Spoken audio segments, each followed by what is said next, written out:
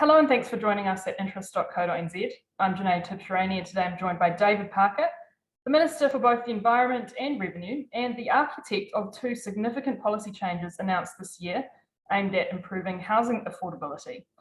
Minister, earlier this year you surprised us by announcing that property investors will no longer be able to deduct interest as an expense when paying tax.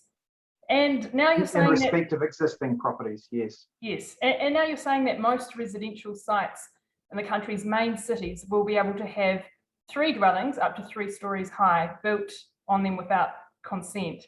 I mean, Labor let the housing market get out of control, and now are you scrambling to cool things down? Now, do you think it was us that did that? Actually, the greatest determinant of the recent increase in house prices has actually been beyond the control of any government. It's been the rapid drop in interest rates caused by monetary policy.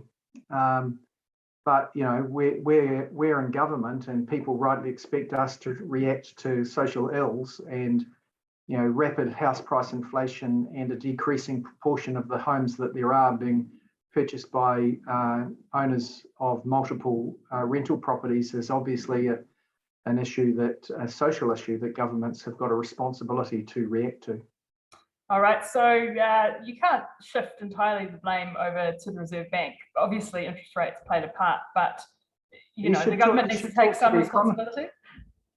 Well, I'm not dodging responsibility. No, I actually don't think I am dodging responsibility. Okay, Minister, just would like to dig into some of the details of this new densification announcement. Could you just talk us through what this means? Let's say I have a big property in a city suburb like Grey Lynn, or even in Wellington and Johnsonville, something like that. It's a fairly large section. I have 1 house on it. I would like to build 2 more dwellings on the property. I don't need resource consent. What do I do? Do I need to approach my council? What's the first step I'd need to go through? So if you roll forward to next year, when the plan changes to make real what we announced with the National Party earlier this week, when those plans are in effect, we will be enabling a landowner to develop that property to a new level of density. The number of dwellings that can be on an individual site that's subdivided for more will increase according to some rules, and they're essentially an 11-metre maximum height, boundary setbacks of 1 metre at side boundaries and 2.5 metres at the front, maximum site coverage of 50% of the site with buildings, and that will enable more of the sorts of housing that is starting to solve the housing or make a dent in the housing crisis in Auckland. A key concern that's been raised with this is that if my section in Johnsonville and Grey Lynn, if I know that I can put 3 dwellings on it, the value of that land might increase. And whilst me as just a regular person might not be best equipped to pop houses on the property, there might be some developer down the road who does have those expertise and might be willing to pay premium for my nice big section. Do you think this might send some land prices up? It will definitely have a different effect on different pieces of land in different localities. This is actually really well described in the cost-benefit analysis that is on the web. But how I would summarise it would be to say that overall, the long-term effect on this on land prices will be to de-escalate them relative to the inflation that would otherwise have occurred. But there are still some effects that differ between sites. So it makes the point that if you, for example, had a large section in Remuera, one of the valuable inner suburbs in Auckland, and it had a good house on it, so the improvements were of substantial value, then it's unlikely that the total value of that property will increase. On the other hand, if you had a vacant section or a section that had a lower value house on it, where the loss of the house relative to the value of better developing the land is less, it may be that in that particular site, the land value increases for the total site, even though you are creating 3 building opportunities or for people to live in or own, and their if you like, their land costs would be lower even if the total of the three was higher.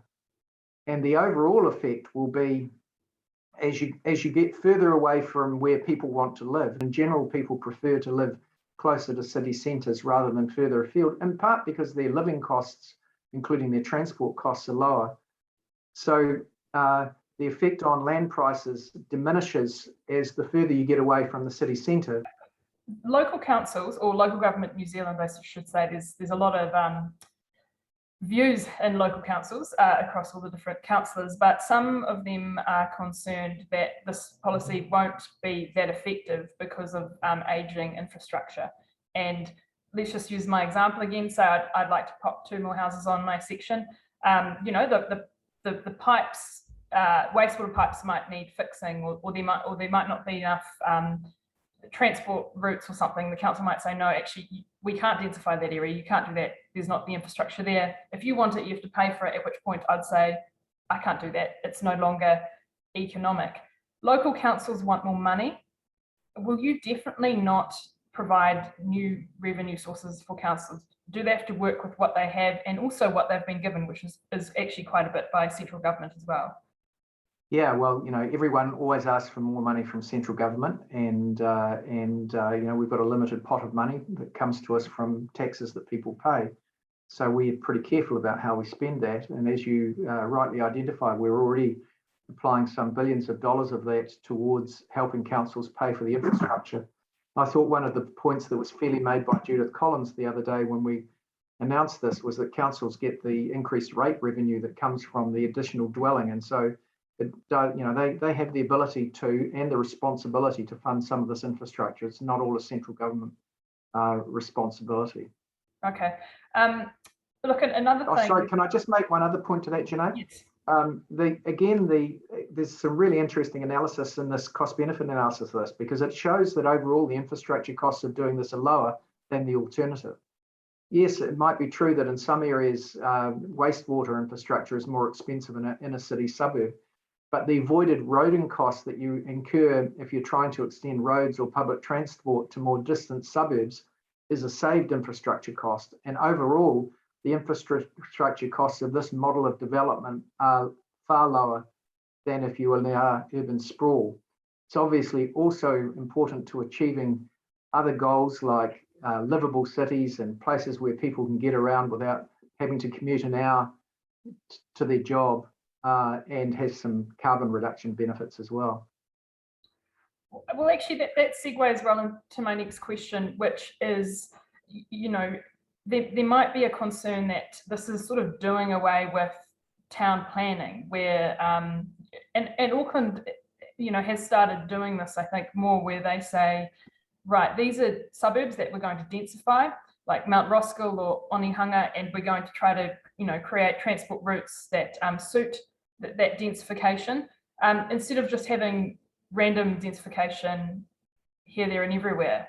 Can you guarantee us that, you know, this is still going to see sort of like well-designed cities, or are we just giving up on that because things are so desperate and we just need houses?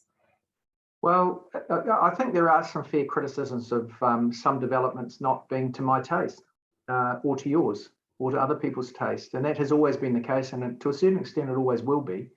And we do have to be a wee bit careful that we don't allow matters of taste to intrude too far on planning, because they can become a crutch upon which NIMBYism lies and stops what we need to have well-functioning cities.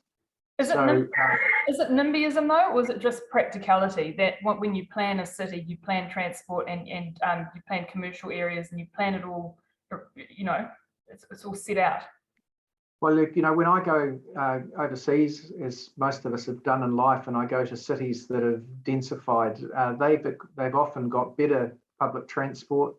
They've got fantastic amenities, and those amenities are in part afforded because of the more dense ways in which people are choosing to live. Again, people are never forced to live in a more intensified construct, if you like, in city centres, but they choose to because they like to live life like that. So we're not forcing anyone to do anything, we're enabling it. Now, you're quite right that we do need to do and learn as we go to do better with urban form. We need more little pocket parks in our more densely populated areas, because if people haven't got an eighth of an acre section for the kids to run around on, they need recreational opportunities close to their homes. So yeah,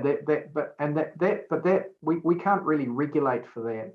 That's a design responsibility of councils, and I think they're up for it. And again, I think Auckland Council, in respect of the progress that they've made on the intensification or densification in some of the suburbs that you've already mentioned, I think that they're doing better year by year on that, because they're learning as they go too. Where we slightly disagree with some people is that they say, oh, we should just stop there and not have that densification in other inner city suburbs. And across the political divide, we largely agree on this. The only party that's opposed to this in a way that's quite inconsistent with their view on planning laws is the ACT Party. You working with National on this, does this no doubt reduces the likelihood of Labor getting booted out of government if there's a change in the property market? It can say, oh, we've done it with National. It's National's fault too. For people who think that's a bad thing. If there's a change in property market that moderates house price inflation and enables more people to buy a home that they live in rather than rent, it's something that I will be shouting proudly, rather than finding that as something that I have to defend at the next election.